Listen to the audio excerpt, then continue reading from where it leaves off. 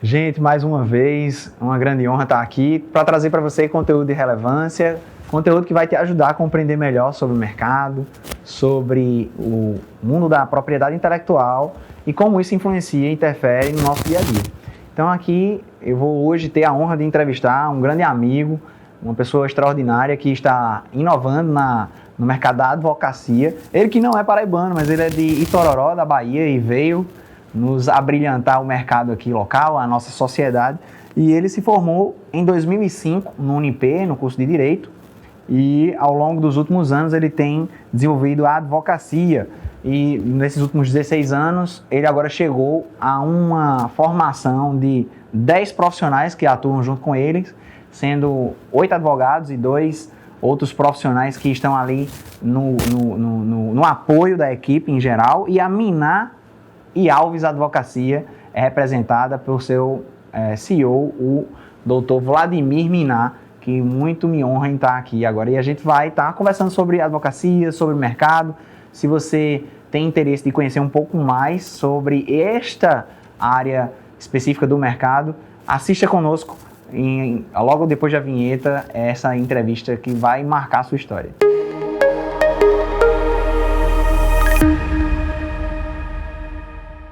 Gente, mais uma vez voltando aqui para conversar com meu amigo Vladimir Minar, doutor Vladimir Minar. Muito me honra ter você aqui, obrigado por ter aceito o convite. E a gente vai falar um pouco sobre a sua marca, falar sobre o mercado, sobre a advocacia. Para mim é uma honra. O prazer é todo meu, Bruno, tá aqui compartilhando daquilo que a gente gosta de viver, né? Que Deus nos permite ter a oportunidade de viver, porque para além de uma profissão, é literalmente uma missão. Eu não me vejo como um advogado, eu me vejo como um cristão que está como advogado. E aí, dentro desse ramo, a gente tentar dar o nosso melhor. Muito bem, eu tive a honra de participar do registro da marca Minar Advocacia, que se tornou um desafio, porque não é costumeiro se ter marcas, identidades visuais, enfim, de escritórios de advocacias registrados, né? Então essa relação foi uma relação que a gente teve que se debruçar para estudar, e a Minar Advocacia se torna uma marca registrada muito rapidamente. A gente conseguiu isso. Foi 4 meses. 4 meses, acho que foi o meu recorde, né? E eu queria lhe perguntar, vamos focar um pouco na marca Minar Advocacia. A Minar Advocacia hoje, enquanto grupo, o escritório, vocês atuam em quais áreas? Nós somos um escritório abrangente, Bruno. A gente atua em direito civil, trabalhista, né? A parte de direito imobiliário, condominial, direito educacional. A gente procura um serviço abrangente. Agora o nosso foco mais é voltado para a advocacia corporativa, né? Solução de conflito antes do litígio, tentar ser uma advocacia mais preventiva. Temos investido muito ultimamente no compliance na LGPD como um foco de prevenção a litígios, né? E a LGPD principalmente por causa dessa nova lei de 2018, a 13.709, né, que está afetando a todos nós. Logo mais a gente vai falar sobre a LGPD. Isso. E aí a marca, a necessidade dessa exclusividade é apenas por uma coisa, uma questão de missão e de foco nessa missão. A minha primeira marca era uma coisa simples, era um M do meu nome, Minar, e o sobrenome. A sorte de ter um nome mais diferente, diferenciado, já é uma marca em si, mas eu não tenho exclusividade sobre o meu sobrenome, porque toda a minha família usa e pode usar, mas a logo agregada, essa marca mista, eu posso ter exclusividade. E a minha primeira marca ela era uma cópia, eu peguei a ideia de um outro, e assim, o que é que poderia me tornar exclusivo como a minha missão enquanto advogado, de ter um serviço de excelência, dar o meu melhor sempre, é buscar nisso daí, na exclusividade da marca, para transparecer e ter uma exclusividade de serviço. Nós temos um firme propósito de sermos um escritório relevante, e não só para o cliente, mas para toda a sociedade, gerando conhecimento, gerando compartilhamento, né? A gente está na época do compartilhamento não só de trabalho, mas no compartilhamento do saber. Então a gente pega muito essa questão. Eu não tenho advogados associados, eu tenho advogados mentorados. Minha missão no escritório é fazer com que eles se desenvolvam e virem sócios do escritório. Ou seja, quando a gente conversa acerca da sua marca, eu percebo que você sempre fala de missão. Isso. Então, na verdade, a marca, ela representa todo um conjunto de valores. Isso. Que você, junto com sua equipe, idealizou esse conjunto de valores. Isso.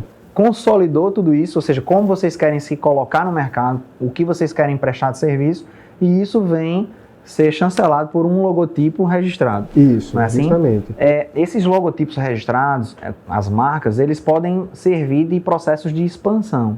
Não é? Isso. Então, uma vez que você expande a sua atuação no Brasil e no mundo, esta marca ela permanece levando os mesmos conjuntos de valores para onde for, não é assim? E agrega mais valor porque, por exemplo, se eu quiser vender só a minha marca, hoje eu consigo monetizar isso justamente nessa questão de agregar o valor na marca. A gente tem exemplos do Mapping, né, e outras empresas que venderam só a marca. Às vezes você tem a Alpargatas, ela compra o direito de execução das marcas, né, Mizuno e aqueles outros tipos de tênis. Então ela paga um valor muito grande na marca. E por que não a gente também poder ter essa monetização? Ou seja, existe um valor que transcende apenas o que é material. Isso. E vai ali um conjunto de confiança até na equipe, né? Assim. Justamente. E aí, pensando nesse valor, em agregar esse valor em uma perspectiva de futuro, de impacto de mercado, na realidade, o meu propósito é bem simples, é transformar o mercado paraibano na parte judicial. Vou conseguir, se Deus quiser, sim. Se Ele não quiser, não. Mas meu esse propósito é o seu propósito. Isso. Então essa é a missão. Fala mais da a missão, ela nasceu ela está embasada em Isaías 61, que foi a base para a logo. Né? O que diz Isaías 61? É um trecho muito bonito das Escrituras que diz: o Espírito do Senhor soberano está sobre mim para pegar a libertação, quebrar cadeias e restaurar corações e anunciar o ano aceitável do Senhor, a fim de que se chamem carvalho de justiça. É uma folhinha de carvalho estilizada com uma pena. A gente teve toda uma questão de branding, de pensar, de fazer, né? Vamos fazer uma árvore, não, vamos fazer aqui. E a gente deixou de uma maneira para gerar uma pergunta: mas o porquê essa folha? Eu não tenho um carvalho no sobrenome, eu não tenho árvore, não tenho nada no sobrenome que lembre. Né? Justamente para provocar. Todo cliente do Minar Advocacia, pessoa física ou pessoa jurídica, ela tem que sair, e a pessoa jurídica, através dos seus representantes, tem que sair diferente do que entrou lá do escritório. Eu sou um peacemaker, um provider solution. É isso o meu foco, é isso o foco do escritório. E aí, pegar a libertação, quebrar cadeias e anunciar o ano aceitável. Eu não estou falando de religião, eu estou falando de dar boas novas, e as boas novas nos levam automaticamente a um melhor estado. O resto, se a pessoa precisar ouvir alguma palavra a mais, tudo aí é onde entra uma questão mais de discipulado, de mentoreio, inclusive também de evangelismo. Ou seja, a questão financeira ela é uma consequência. A consequência. Ela não é o foco, o objetivo principal. E falando sobre isso, Dr. Vladimir, eu queria comentar contigo acerca do mercado, porque hoje você estava falando comigo antes acerca da quantidade de novos advogados no mercado. É um mercado saturado, não é? A cada ano muitos se formam. São em média 1.500, salvo engano, por ano, aqui no estado da Paraíba. 1.500 novos advogados. Fora os que se formam, que não conseguiram passar por alguma coisa no exame da ordem. No Brasil, a gente tem mais de 1.200.000, 1.300.000 advogados. E no meio de um mercado tão saturado, existe ainda oportunidades? Eu creio, Bruno, que a oportunidade ela vem através de um forte senso de valor e de missão. Ou seja, se você está no meio de uma multidão e tem uma missão e um valor, você consegue vai se diferenciar. Isso. Então, eu tenho uma imagem que todo mundo com guarda-chuva amarelo é uma capa de um livro, e uma pessoa com guarda-chuva vermelho. Naturalmente, ele vai se destacar. Né? E no direito você tem vários ramos. Né? Um ramo muito novo da LGPD. Eu conheço vários jovens advogados que saíram muito recente da advocacia, da faculdade, ingressou no ramo da LGPD, fez um curso. É sempre esforço, foco e estudo. Isso vai lhe garantir, não vou dizer que é fácil, que não é. Eu estou há 16 anos no mercado, os primeiros 5 anos eu estava pagando para trabalhar, basicamente. Eu vim conseguir tirar algum valor, tipo um salário mínimo, já tinha quase 4 anos de escritório. Mas aí eu lhe faço uma pergunta. Essa relação entre o conhecimento técnico e o conhecimento prático. Eu me formei em Direito em 2010 também na UniP e não atuo na advocacia, mas atuo em um conjunto de fatores que contribuem para a advocacia ser mais célere e você bem conhece. Mas até que ponto é relevante somente o conhecimento técnico? Porque eu acredito que falta e carece das universidades, dos nossos cursos, um conhecimento prático. Muitas vezes as pessoas saem, excelentes estudantes, que obtêm notas fantásticas, mas eles não sabem como colocar em prática esse conhecimento. Vou resumir numa palavra: criatividade. Criatividade. Você não, por exemplo, seu exemplo, você não quis seguir numa carreira, advocacia, mas você está dentro de um ramo jurídico que, com criatividade, pelo aquilo que você já tinha uma expertise, você nichou. Você achou um nicho e está investindo.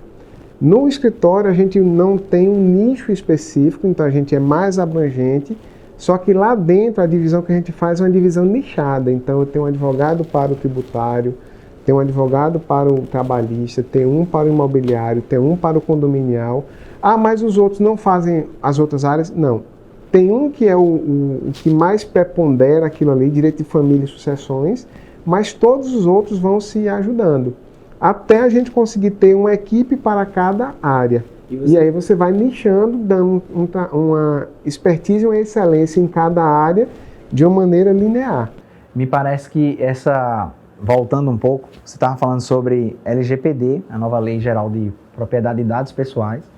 Essa lei está revolucionando, é o que está no momento em pauta no mercado da advocacia. Totalmente. E eu queria que você falasse um pouco sobre isso. Eu acredito que isso é um movimento que vem dos outros países para o Brasil, um movimento que vem do exterior e que contribui em relação à ética, nos processos, né? Fala um pouco mais sobre o que é a realidade,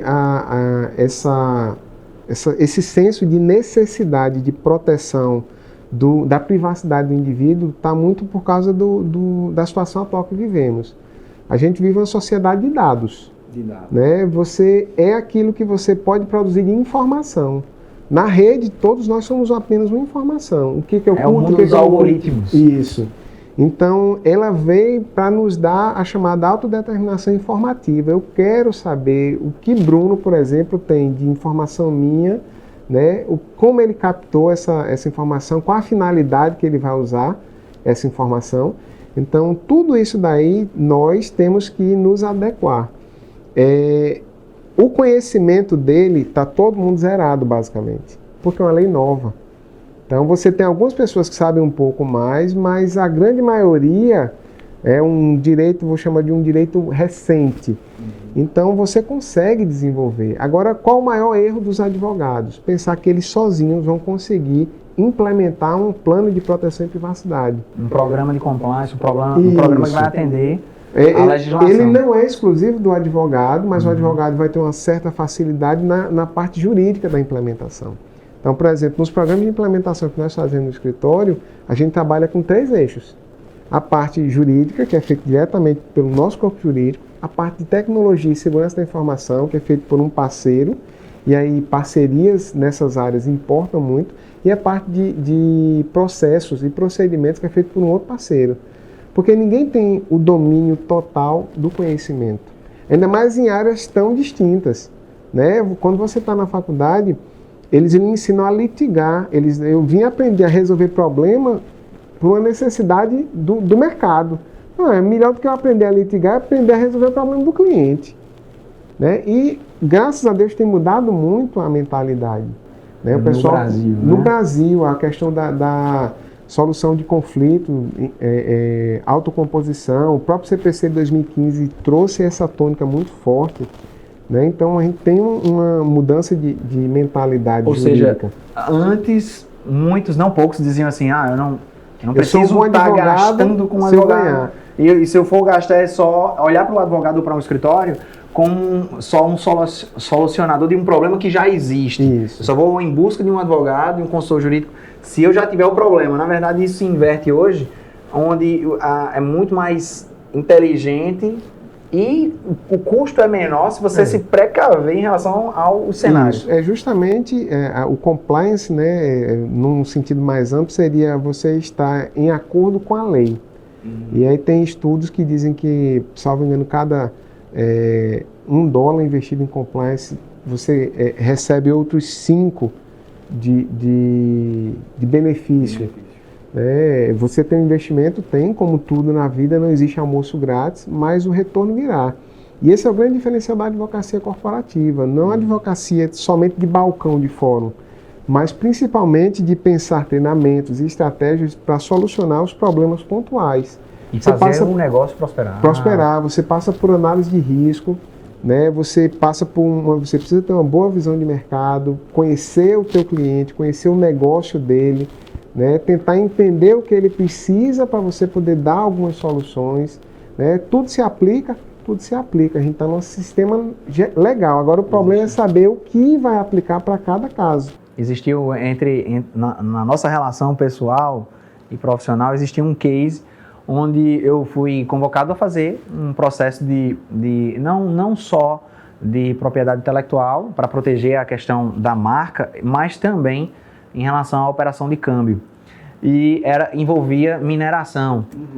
E em conversas com o Dr. Vladimir, a gente descobriu que lá em Itororó é também um polo de mineração. Isso. E o conhecimento de mercado e a vivência que ele teve foi fundamental nas soluções que a gente apresentou àquele cliente. Ou seja, foram soluções que foram trazidas, inclusive, de conhecimentos que foram se agregando. Conhecimento geral de vivência. De vivência. E hoje, por exemplo, o tempo de pandemia que nós vivemos no ano passado e ainda vivemos esse ano, o que nos fez diferentes foi justamente buscar uma visão mais ampla. A solução não está exclusivamente no jurídico, a solução está na criatividade de você pegar uma série de preceitos e princípios e aplicar.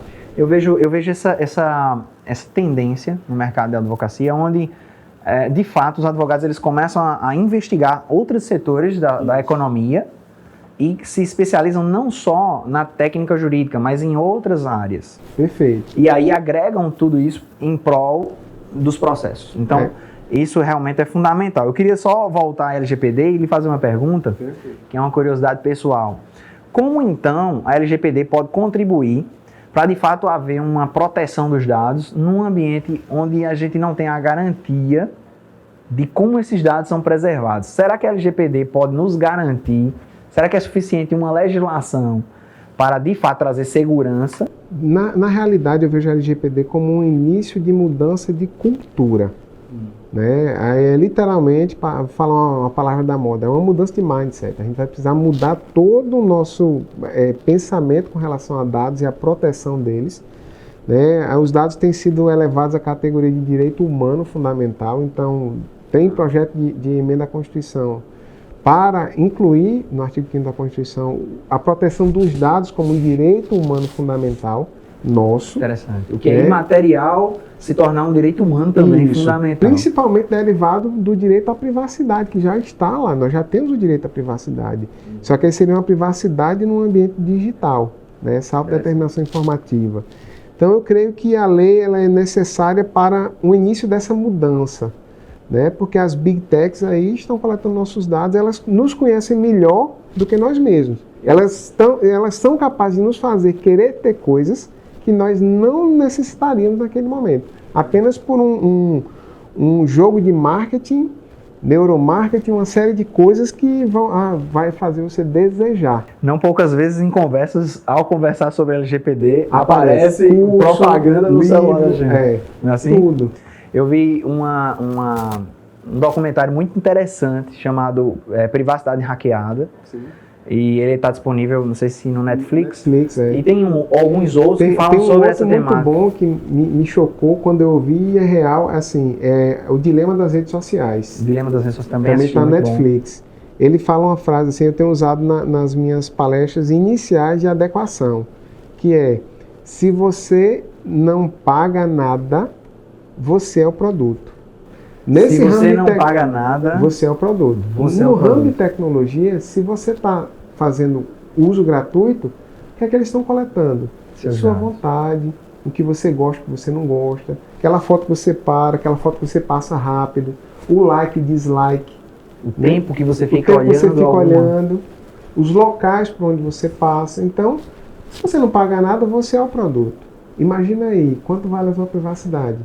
Aí pergunta, quanto é que vale a sua privacidade? Então, é uma lei que precisa pegar, né, não no caráter somente punitivo, mas no caráter educativo, principalmente, e de mudança de cultura. Mudança de cultura, muito importante. Então, de certa forma, o trabalho, a atuação da Minadvocacia e dos advogados em geral em face das mudanças sociais, eles também são também, de fato, um trabalho que vai contribuir para a mudança da cultura. Sim. Não é isso? A mudança do cenário social. Nesse sentido, como agregar valor a uma mudança cultural? Por exemplo, nem todos os aspectos culturais têm valor benéfico. Uhum. Existem muitas culturas que trazem costumes maléficos. Uhum. Como, então, uma atividade jurídica pode gerar justiça social, pode gerar valor para a sociedade, né? Bruno, assim, é no dia a dia, é uma questão muito de você buscar fazer o que é certo, não para ser bom ou para ser melhor do que o outro, mas simplesmente pelo fato de ser correto. Eu parto dessa filosofia principal. Não é porque está todo mundo fazendo errado que eu vou fazer. Pelo contrário. Eu brinco, minha mãe dizia que eu era diferente, eu não sou todo mundo.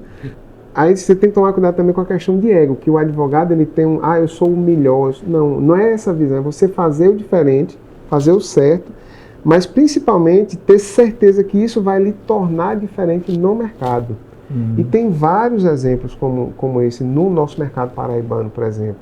Acabar com aquela história de eu não consigo, é difícil, o mercado ele é voraz, ele é difícil.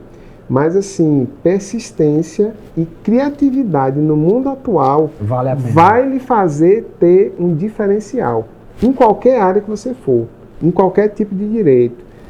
No início você pode ir para um direito um pouco mais comum, como o direito do consumidor, mas dentro do ramo do direito do consumidor você consegue inovar. Você pegar a LGPD, fazer um curso, entender e aplicar aos princípios do direito do consumidor. Tem um campo vasto. Na parte de direito do trabalho, tem outro campo vasto. Eu estou falando só em uma lei específica. Quantas leis e regulamentos nós temos? A questão do compliance que vem ganhando fortemente um apelo. O problema é que o pessoal pensa em compliance como anticorrupção. Mas o compliance é um pouco maior, aliás, é muito maior, porque lá fora você vai falar em compliance como uma linha ética. Uma linha de processos seguir, bem de definidos seguir dentro de qualquer instituição. Isso, seguir a lei. Que lei? Pode ser uma lei moral, apenas um princípio que acha o que é certo e o que é errado. Entendeu? De onde vem isso? De uma religião, de uma filosofia. Aí você que vai conseguir nichar e desenvolver um produto. Sobre a questão dos sistemas de compliance, na verdade existe ainda um oceano azul a ser explorado. Você tem as metodologias de análise de risco e tal, fazer os risk assessment, você consegue uma metodologia. Agora, o programa de compliance em si não tem uma forma que é correta, você tem o que é errado. O compliance para inglês ver é completamente errado, que é aquele que você diz que tem, mas não é execuível. Você não consegue mensurar a dignidade daquele programa. E o programa de compliance, quanto mais simples, melhor. Quanto mais simples naquela instituição, significa que ele está internalizado, ele já virou cultura interna. Então é isso que a gente trabalha, para que a cultura do fazer certo, a cultura do fazer correto, do ser coerente, do ser justo, ele seja dentro das empresas em que nós temos a oportunidade de trabalhar. E isso é um valor que a gente tem ganhado muito notoriedade dentro do mercado. E assim, não se liguem, pessoal, em competir com ninguém. Ninguém entrega o que você entrega e você nunca vai conseguir entregar o que o outro entrega. Seja você, busque focar no que você gosta de fazer e desenvolva um trabalho sério e criativo que dá certo. Muito bom. Doutor Minael, eu gostaria de lhe agradecer. É uma grande honra poder lhe entrevistar e falar acerca da marca Miná Advocacia. E agora, Miná e Alves Advocacia, né? E você representando toda a equipe, né, aqui conosco. Eu realmente estou muito honrado, quero lhe agradecer e dizer a você que, de fato, assim, me encanta, né, a sua atuação, porque no meio de um universo de tantos escritórios, né, e bons escritórios, Sim, sim. você se apresenta com uma missão, uma bandeira, né? A sua marca é uma bandeira que representa um conjunto de valores. Eu sei que muitos outros também o fazem, e fazem, né, de forma ordeira e muito bem, mas isso é interessante demais de perceber, até porque foi a primeira marca de escritório de advocacia que a gente teve a honra de participar do registro. Então, agradeço a você e a sua equipe, desejo sucesso. Obrigado. E que vocês cresçam e tragam todo esse DNA, não só para o mercado da advocacia, mas trazendo valor para a sociedade. Obrigado. Nós aqui agradecemos a oportunidade e assim, estamos à disposição sempre que necessário. Falar de uma coisa que a gente é apaixonado é muito fácil. É muito bom. Pois é, então, muito obrigado, tudo Obrigado, bom. meu. A gente segue através dessas entrevistas para trazer para você conhecimento e dar vida às marcas, né? E trazer para você a percepção de que a propriedade intelectual ela está em todos os setores e, na verdade, ganhando cada vez mais espaço. Hoje tem muito mais valor no conhecimento imaterial do que muitas vezes no conjunto material de objetos dentro do seu escritório. Então é importante você zelar por isso, né? Estamos aqui para te ajudar, para te assessorar também. Tudo de bom, Deus te abençoe.